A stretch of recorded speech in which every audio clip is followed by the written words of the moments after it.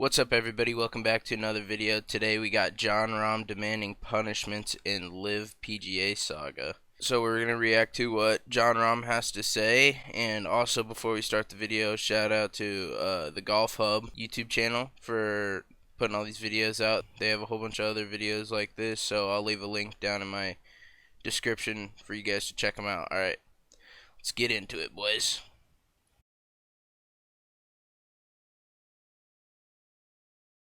Back to the PGA circuit? Think again. Just when we thought golf's civil war was over, at a new phase breaking dawn thanks to the LIV PGA peace talks, Spanish golfer Jon Rahm comes swooping in with his pitchfork and out for a pound of flesh, demanding punishment for breakaway golfers in light of rumored returns. He has inevitably ignited a controversy. Which I think the other players should have punishments too, to be honest. Let's find out. Just like that, it has in been a year regard to since the PGA Tour. Conflict between the PGA Tour and the Saudi-backed LIV Golf took center stage. The air was tense, relationships were strained, and trust was broken. On the back of joining the mega-rich Saudi-backed series, LIV players were given a stern punishment, marking the start of what seemed to be a bitter feud. The said LIV players were banned from competing on the PGA Tour.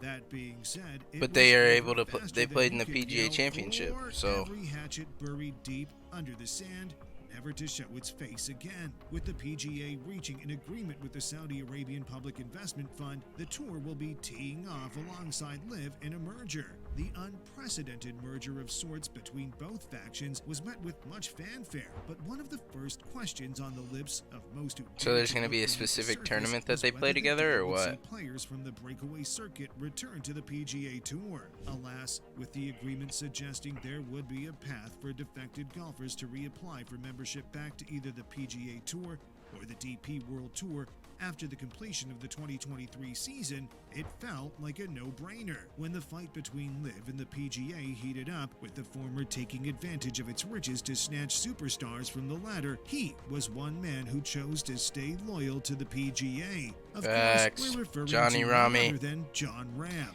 the Masters The champion GOAT. who stuck with the American circuit despite the mass It's a big migration dude, of too. stars into the Saudi-backed series. Despite turning down what must have been a mega money offer, the former world number one appears to have no regrets. Speaking for himself, he stated he had already made an amazing living working with the PGA, getting a bigger payday. That's with so the true. breakaway circuit was Like, just not all of those people that play on the PGA Tour, like, for their job, if you make a cut, you're making like $30-some thousand if you make a cut, and they're unhappy with that. Like, I understand you want to make the most amount of money you can, but like, you made somebody's salary in a weekend playing golf, and if you do that many times a year, you're perfectly fine. Plus, if you're making also millions of dollars, and then you're like, oh, I want to go play LIV for $200 million, like, why do you even need $200 million? not as appealing. However, the Spaniard is not too pleased with the prospects of the merger, giving a free pass to defected players and welcoming them once again with open arms. After all, if you really think about it, those who departed for the LIV appear to be the big winners of the announced merger. They took cool millions from the LIV circuit and still have the option of taking a route back to the PGA Tour merely a year later. Yeah, to put it that's plainly, it doesn't sit too well with Rahm. He believes the It's a defectors should sellout, not really. be getting a free pass back to the PGA after being disloyal to the American circuit. On the one hand, while he does not mind the golfers coming back, he still believes the tour shouldn't be letting it happen without some form of repercussions on the other. I do believe that some punishment should be in order, but I don't know what. I'm not a politician. That's not my job. That's for the disciplinary board and other people that are paid to do that. My job is to hit the golf ball and try to do the best I can. His brutal message comes after the speculations of the PGA Tour planning a worthy bonus to award its loyal golfers who didn't consider the allure of having a significant pay rise in the breakaway circuit. That being said, it is worth mentioning that while Rahm admitted he doesn't think his loyalty should be compensated, despite understanding the reason why the circuit would be deciding on such a move, he would not be saying no to the bonus should it ever arise. I think that should happen too, like a bonus in the prize pools or whatever in the tournaments. Like, because realistically, each one of those tournaments are so packed. They're bringing in so much money, and like they're able to up the whole prize pool, and everybody will get paid a little more, and then it'll bring more incentive to stay with the PGA Tour. But I still don't think it'll ever be enough money for the LIV golfers to be happy. So I think they should just stay where they are and just get paid that money, and then everybody who wants to play like actual real competitive golf and doesn't need FU money, which nobody does. Like every single one of these guys makes a good living. So PGA Tour is where it's at if you want to be a competitive golfer. To his bold stance concerning whether or not LIV golfers should be accepted back to the PGA with open arms, the PGA group may just become the villains. Before we go into why there's no easy way for the group to maneuver the situation... Well, yeah, and also the reason the situation's so weird is because they got paid $100 million, and then just in 1 year they can come back and just start playing, regular PGA Tour golf. Like, if that was the case, everybody would go to LIV for a year, get their $100 million, and then just leave. So, like, there obviously has to be some sort of punishment. But, like John said, you just don't know what that punishment is going to be.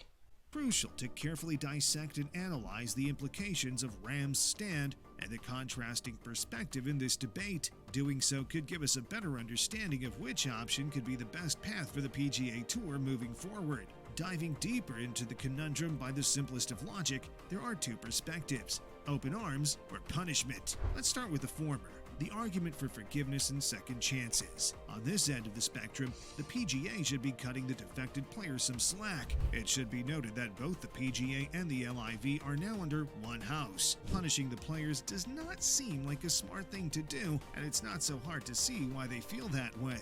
The returning LIV golf players have already been punished once. Joining the Saudi-backed circuit saw them pay the hefty price of forsaking their PGA privileges during their time away.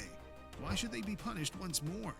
Rather, just as because they're making so much more money than everybody else for no reason. Concerned are now at ease. Welcoming back any player who would like to play the PGA again serves as a gesture of reconciliation and unity that could go a long way in nurturing the new face of golf. Besides, it would also show that the PGA acknowledges the rights of players who choose to explore the opportunities of working elsewhere. Moving on, there is still the other end of the debate: the stern argument for justice, or, dare to say, reward for loyalty.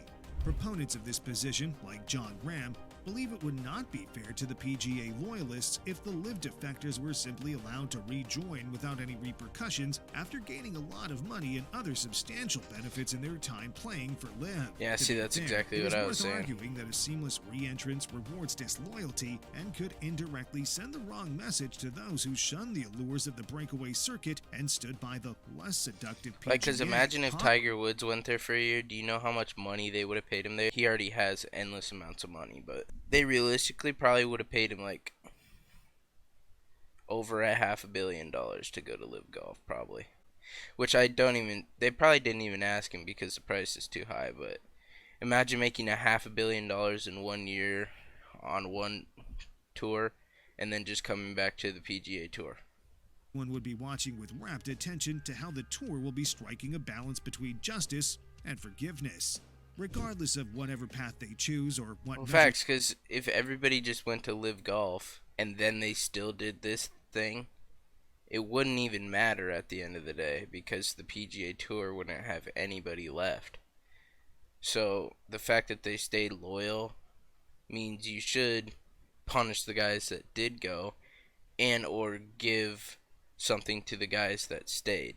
So I don't know, it's a hard thing to kind of wrap your mind around if you're in the business part of it. They take punishing the returning players too harshly is counterintuitive. Why cause a rift while trying to build a bridge? Seamlessly letting them back in without consequences may also leave a bitter aftertaste in the mouths of the loyalists. To satisfy both possibilities, one thing is absolute: the PGA must sit amongst itself to engage in a hearty dialogue and transparent decision making to ensure its choice aligns with its core principles and values. For now, guys, there may be a middle ground.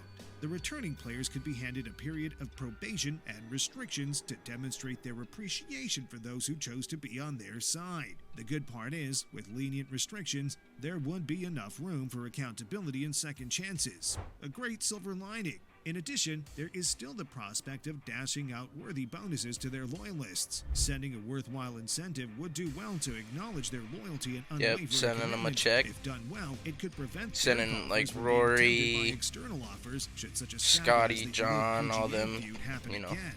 Only time will tell checks. what will come of this. But for now, it's time to ask the difficult questions. In your opinion, what would you consider to be the best way forward for the PGA Group in the light of the difficult conundrum on their hands? Do you think the returning players should be welcomed back? So this was a good video because I think personally that the LIV Golf players should be punished and or given like a not like a suspension or anything, but or the PGA should give the players that were loyal an incentive, maybe a check, maybe a guaranteed amount of money over, you know, so many years. That way, you know, they feel more secure. I guess we'll find out in time. If you guys enjoyed this video, be sure to give it a like. Also, consider hitting the subscribe button. It helps me out a lot.